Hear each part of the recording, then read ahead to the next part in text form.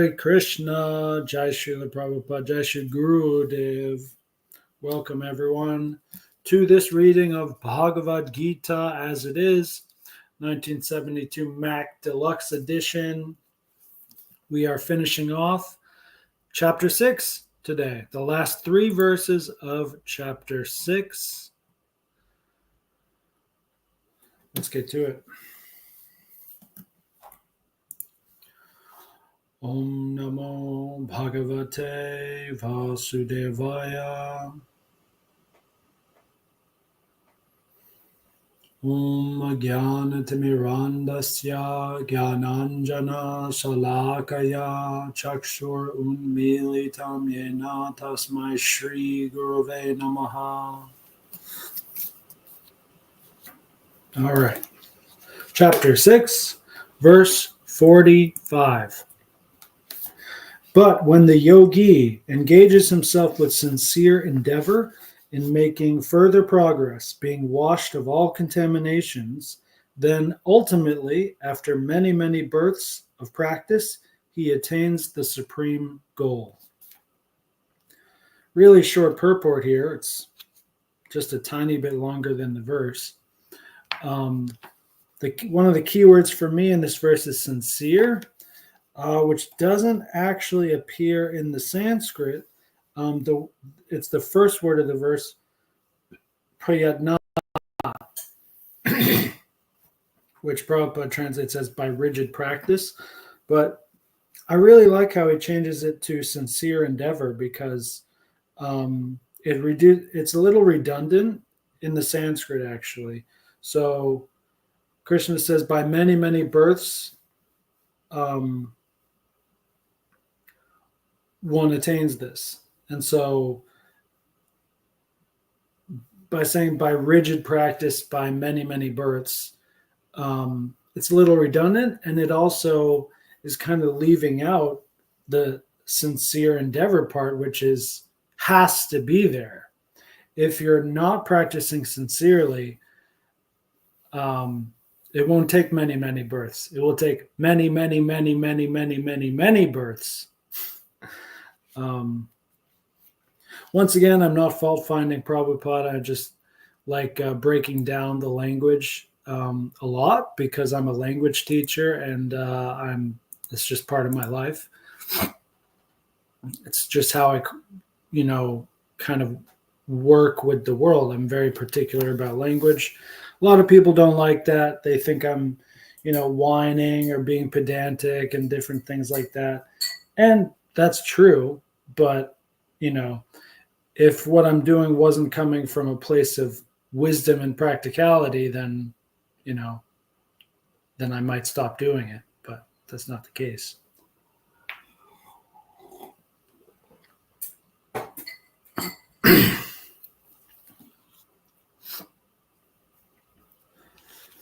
So it's a short purport. This verse itself is not actually adding anything new. It's mostly just restating what Krishna said a few verses ago. Actually, I think it was at the beginning of this kind of line of thought where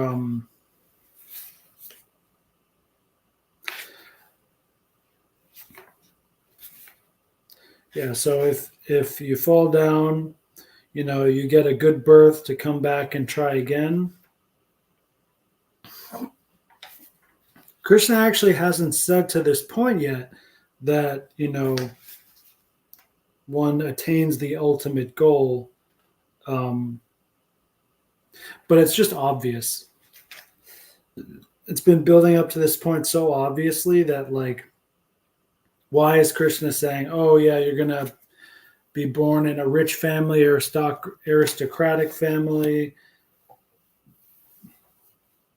or even better, like a Vaishnavacharya family, a family of transcendentalists, something like that. So you start automatically practicing yoga since birth or something like that. Why? So what? You can just keep on doing sense gratification? No. So you attain the supreme goal, obviously. Eventually you'll get there. Now, once again, what is being really restated or emphasized in this verse is it still may take many, many births of practice, and you have to first wash away all the contaminations, and you have to practice sincerely. This is not a robotic practice. This is the most personal practice you can possibly do. You have to literally work with the heart of your personhood. You have to look within your heart to the most personal aspects of your person to find the supreme person, and then begin that transcendental loving service relationship with the supreme person in a personal way. Ideally, maybe in the beginning, yes, it can be, maybe robotic isn't the right word, but monotonous, repetitive. You're just doing basic sadhana all the time, and the basics in general with anything can be boring and tedious. But eventually, you do get to, and you must get to the point of transcendental loving service as a person to this other person, Sri Bhagavan. That's it for 45. On to 46. A yogi is greater than the ascetic, greater than the empiricist, and greater than the fruitive worker. Therefore, O Arjuna, in all circumstances, be a yogi. So I wrote here that, at least for me, this verse is significant outside of the context within this last discourse within chapter 6, but even beyond. This verse goes beyond chapter 6. This is one of those Bhagavad Gita verses that you can take as a, maybe core significant verse of the Gita, and take it with you as you, say, read the Bible, the New Testament. I really want to stop saying the Bible, because there's more than one Bible. But or philosophy, anything you do in life, or you want to go to the judo gym, and I don't know, the guy says, oh, well, just renounce everything and work at the gym forever. Be an ascetic in judo. And you can think, oh no, better than that, I can be a yogi. Or maybe he says, oh no, you should just study the techniques, just study the physics of it again and again. Be an empiricist? No, it should be better. I should be a yogi in judo. And then, oh no, you should train for the tournament. Be the tournament champion. Oh no, I should not be a fruitive worker in judo. I should be a yogi. This is what I mean, where this verse you can generalize to so many different things outside of this chapter of the Gita, and even outside of the Gita entirely. This is one of those verses you can take with you, regardless of who you are or what you're doing. When you have a good, broad-minded understanding of this verse. That was a Prabhupada reference there. Now, for me, this verse, of course, begs the question, what is a yogi? And what does that really mean? So, Prabhupada, in the first sentence of the purport, answers that quite well. He says, when we speak of yoga, we refer to linking up our consciousness with the supreme absolute truth, period. That's yoga. And what is a yogi? A yogi is a person who does yoga. That's it. Person who's linking up their consciousness with the supreme absolute truth. What is the supreme absolute truth? It's Sri Bhagavan, which is a person and the highest consciousness, and the supreme controller, the supreme lord, the supreme friend, the supreme lover, and so on.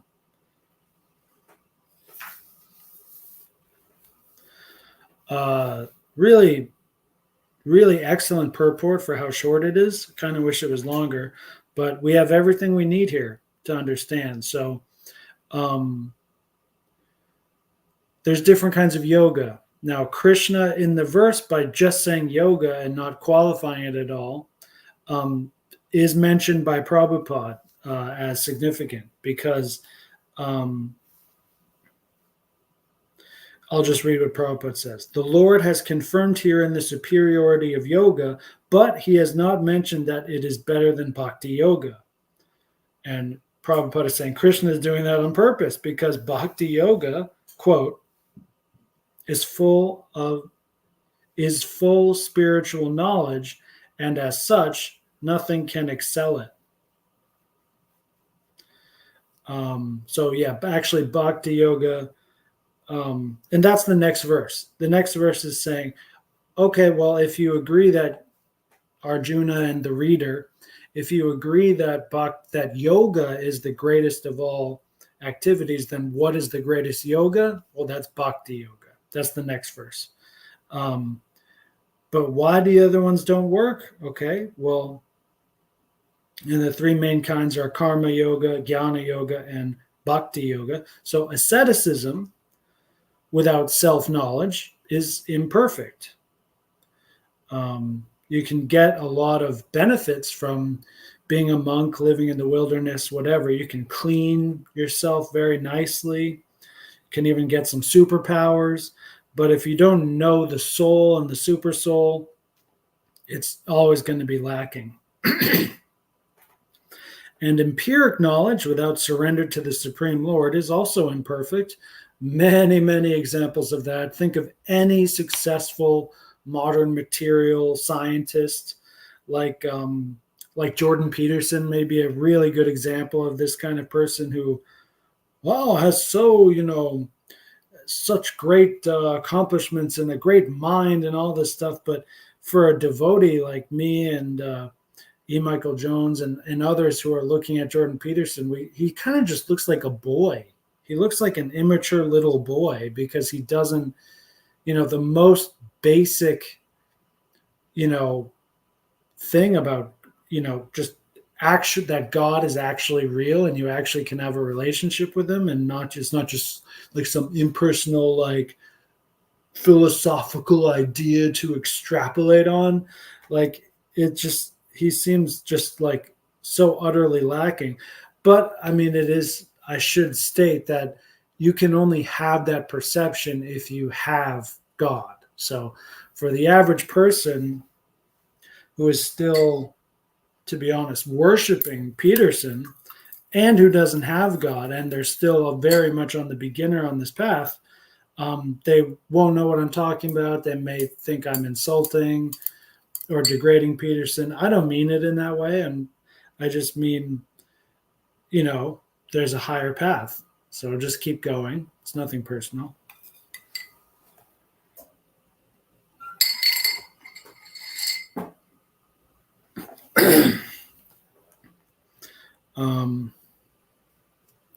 Empiricism in general has its place. So if you are an empirical person living in an empirical world, you'll benefit a lot by getting good at empiricism. But the fact is, that's not the ultimate truth for any of us. We are all spiritual beings living in a material world with material rules.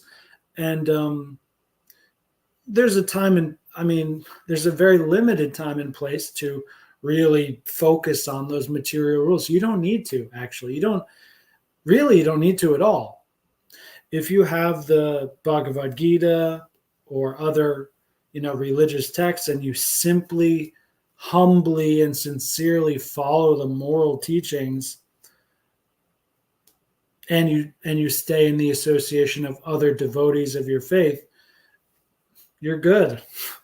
You're actually good. Even if you suffer, even if you're poor or whatever, you are basically protected.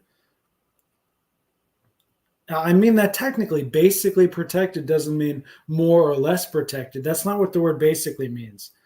It means at the basic support foundational level, like you're safe.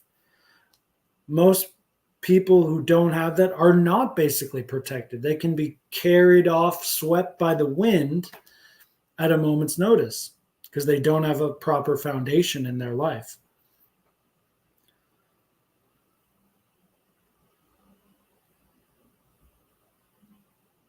And last one. Fruitive work without Krishna consciousness is a waste of time. The best example of that would be most East Asian nations and cultures. Where I'm living now in Korea, that's what I'm surrounded by. I'm surrounded by people who are really good karmis. They're really good at doing their duties, but they're only doing mundane duties. And though it seems like Christianity is growing here, but it's that specific kind of cheap Christianity where people who are attracted to this, the locals here, they don't want, they're already working so hard at school and their job and their families, whatever, their whole lives. They don't want to just add another really difficult thing, religion, to fix their problems in their life. But actually, that is what you need to do. If you get what you pay for, it's that simple. But once again, I'm not fault finding. I'm just saying, there's a market, there's a natural way that all this happens. And it is really nice as a beginning stage to hop into one of these Protestant, Christian churches, and you just wander into a Sunday service and they have like a nice cafe there. It's very clean. Everyone's friendly. And, you hear some great music with love, and it's nice. It's a really nice thing, but you just got to keep going.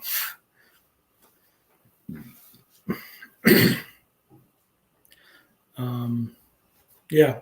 And once again, quick personal note, I did move here to Korea knowing that I'd be surrounded by really excellent karmis who are really lacking in bhakti. That's on purpose. From where I came from in America, where you have really bad karmis and not so much bhakti either, it's an upgrade. It's not perfect, but it's definitely an upgrade. So I'm really not complaining. Just a lot of people may think I'm complaining because I'm like constantly improving, constantly trying to make things better. And I do that by like keeping the bad down, pushing it down a bit, and raising the good. But there may not be that much good to raise. You don't see me raising it, so you think don't know about it or something. But no, it's always there. Just can't stop, won't stop, addicted to the shindig.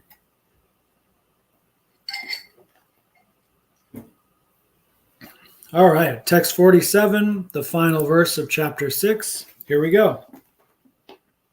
And of all yogis, he who always abides in me with great faith, worshiping me in transcendental loving service, is most intimately united with me in yoga and is the highest of all.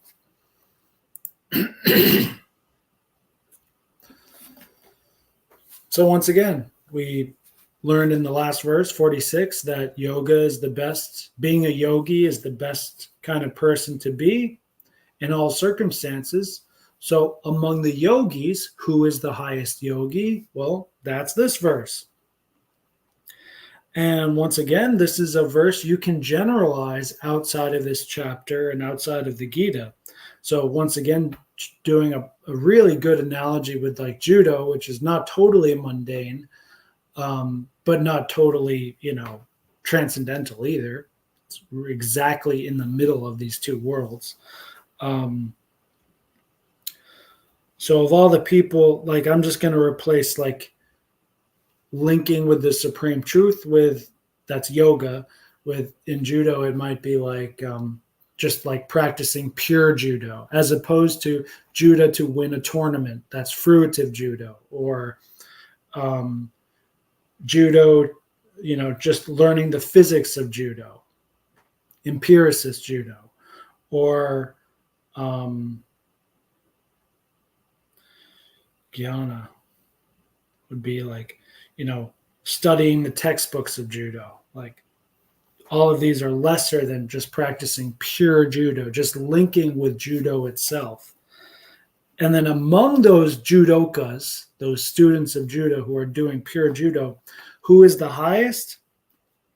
It's the one who always abides in Jigoro Kano-san, the founder of judo, with great faith, worshiping him and transcendental loving service, is most united with him and the highest of all. Once again, this is just it may seem a stretch. I mean, the words, it's not a stretch at all. It's not a logical stretch at all. The only problem is that these words are too religious for something that's not fully religious. Although, but then again, if you go to like, one of these like traditional judo places in Japan, like they are religious about it. And they have a picture of their founder Acharya on the wall there, and it really is like this. They have their sampradaya, they have all the same things.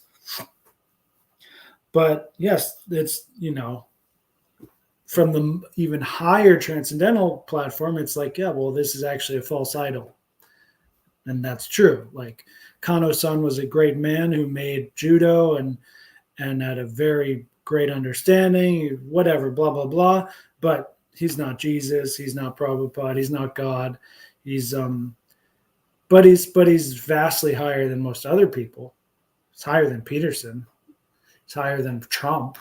Like almost anyone else you can think of who's like, really famous and popular. Like any athlete. Like no, he's way higher than that. And judo came from a place of. It's about promoting nonviolence and teamwork and cooperation and friendliness. There's a lot of virtues in that went into the design of the techniques and how those techniques are to be taught to others. And so if you're a yogi in judo and you're practicing just pure judo for the sake of judo and not to win, not to just get a black belt, which is in part what I'm doing, mostly because of circumstances. But anyway, if you're doing pure judo, but on top of that, you're really focusing on the founder, Kano-san, and really studying his personal history and why and how he made the judo and uniting with that, and then after that, you get to you can evolve. You can bring the next line of judo. You can make it even better. That's the highest judoka for sure. You can apply the same logic to any field to find who is the highest within that field. This would work really great for Bruce Lee as well, martial artist, a universal martial artist. And I think Michael Jordan works too. He was really, when I think of Michael, I think of a basketball player. I don't think of, his endorsements. I don't think of him as the face of Nike or, he definitely had a strong personal relationship with Chicago and the Bulls, but he played for other teams too. And it's really like, when I think of Michael Jordan, I think of him and the ball, him and his team. He was really doing basketball for the sake of basketball because he loved basketball. That's yoga in this mundane sense. And among yogis like that, he is the highest yogi. I still strongly feel it's true. Look at like you can say LeBron James has, higher points. He has some statistics that are, higher. But what do you think of when you think of LeBron? Do you think of a pure basketball player? No, I think of a man who's cut to China too much, and he's more like a face of NBA sponsorship and money and ego. He's always he has to look good in whatever he's doing. No, I am fault finding a little bit, but I'm trying to exaggerate to show the differences. 1 second, please.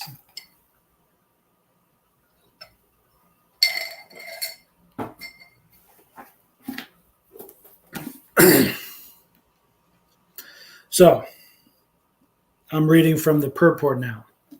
The word bhajate is significant here. Bhajate has its root in the verb budge, which is used when there is need of service. The English word worship cannot be used in the same sense of budge. Worship means to adore, to show respect and honor to the worthy one. But service with love and faith is especially meant for the Supreme Personality of Godhead.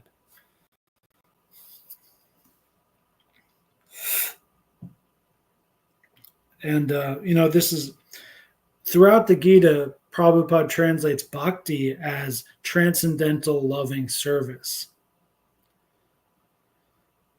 And here he further elaborates by saying service with love and faith.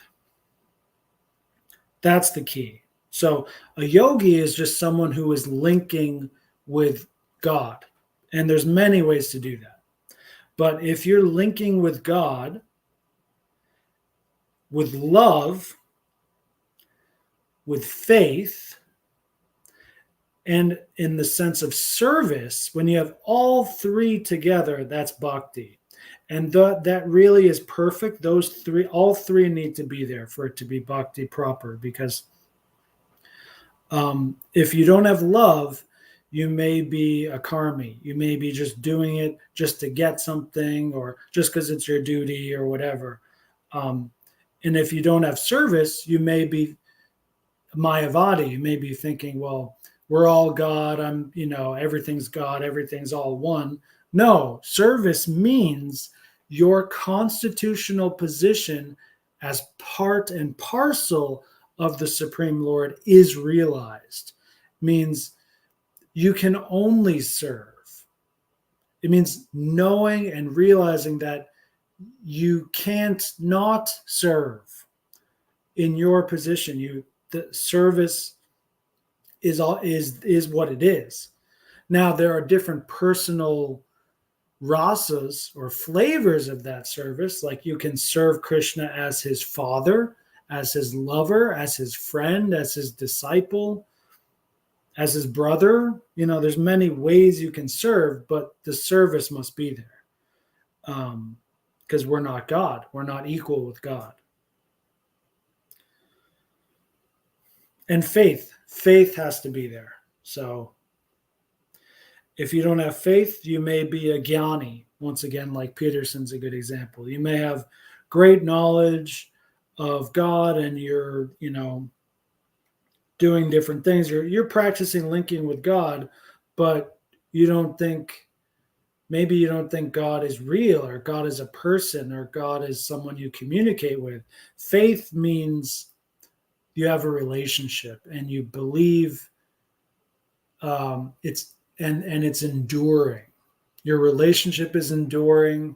It's something you practice, something you cultivate, and there are tests. Faith also means you'll be tested. Your faith will be tested, just like in any relationship.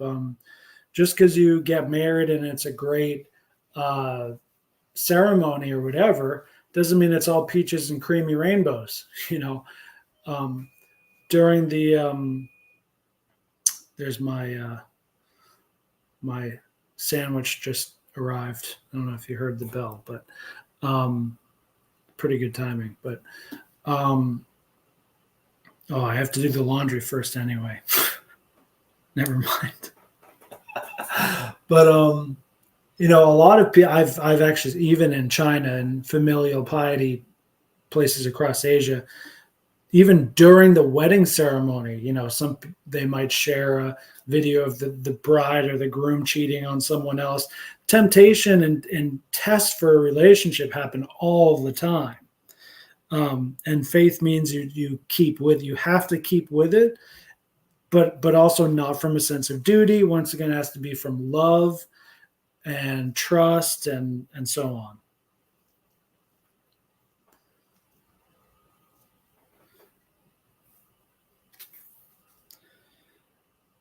Skipping ahead a little bit, Prabhupada talks even more about the word bhaja.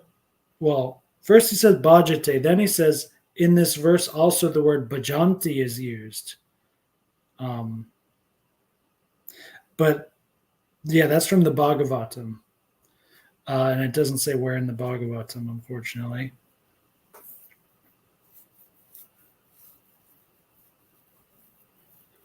Whoa, this is a really profound verse, though, so I'm going to read it. Anyone who does not render service and neglects his duty unto the primeval Lord, who is the source of all living entities, will certainly fall down from his constitutional position.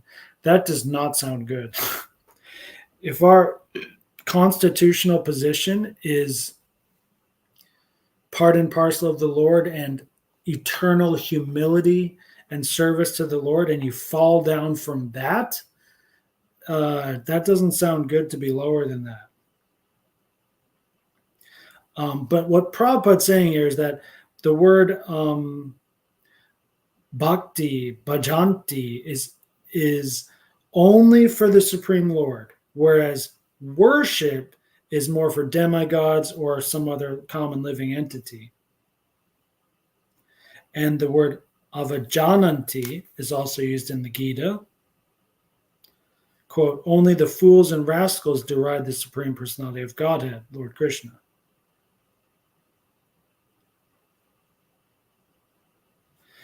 And Prabhupada makes a strong strike against many of his brothers who, not God brothers, but many of his Indian scholar brothers who write commentaries on the Gita, quote, without an attitude of service to the Lord. Consequently, they cannot properly distinguish between the word bhajanti and the word worship, unquote.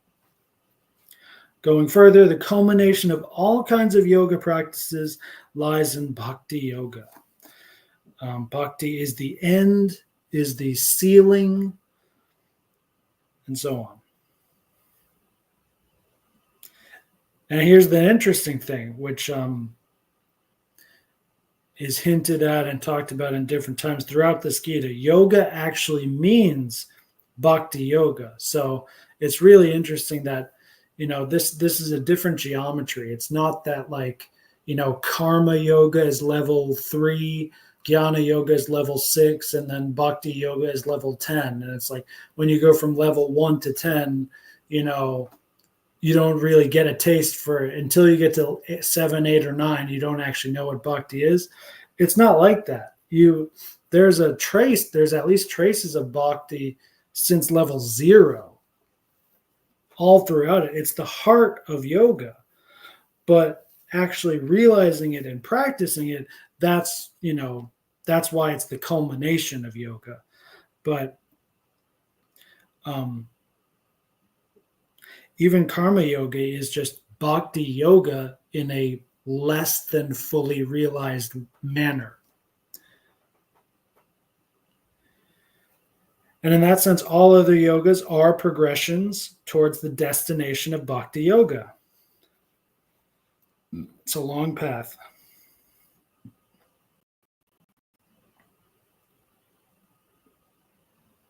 From karma to jnana to ashtanga.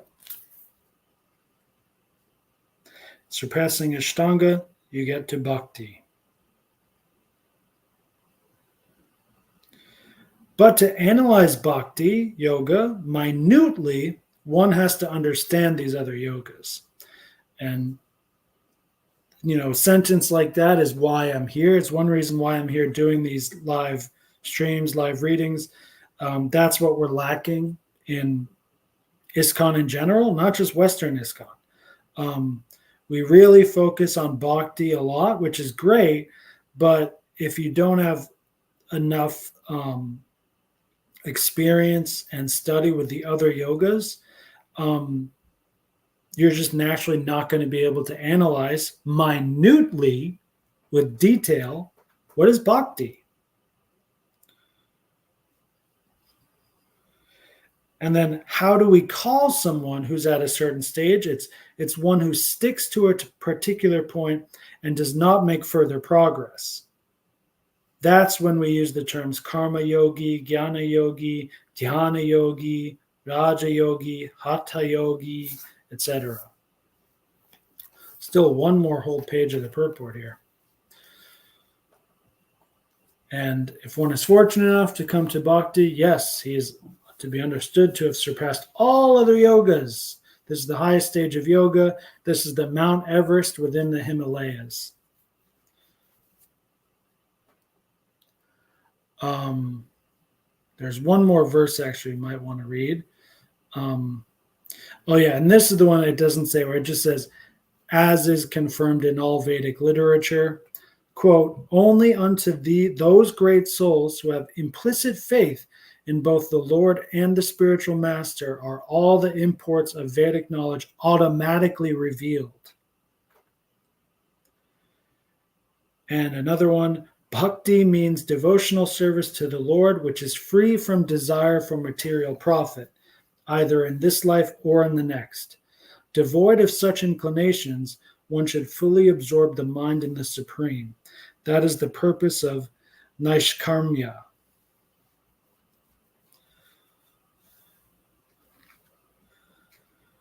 Yep, and that was the only other note I wrote here as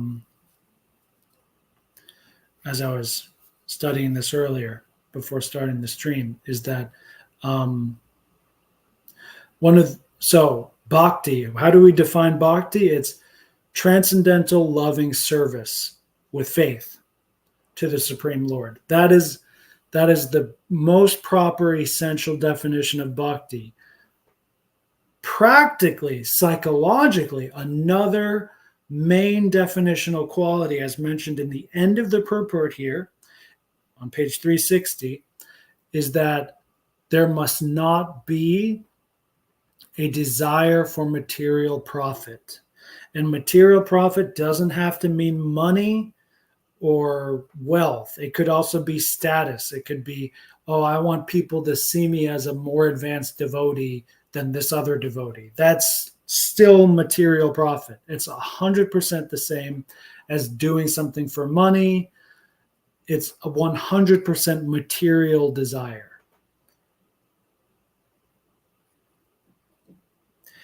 And I wrote in my note here, this could be a contrast with Jnana Yoga, where, but also Karma Yoga too. I mean, most of those other, quote, lesser yogas, unquote, there's some fruit. There's just naturally some fruit that you're looking for that isn't God, purely God himself and nothing else. Like, you want to wash away the sins. That's a noble goal. And you can do some dhyana yoga, karma yoga, whatever, and you can succeed in cleaning up your act. But it's not bhakti.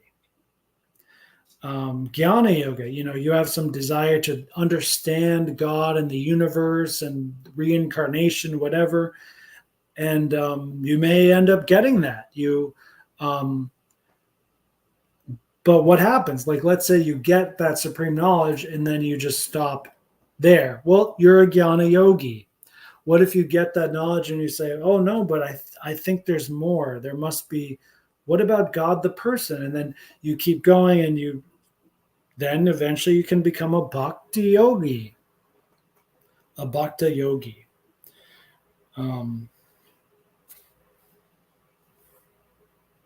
Yes. Yes. That is basically it. Thank you for tuning in.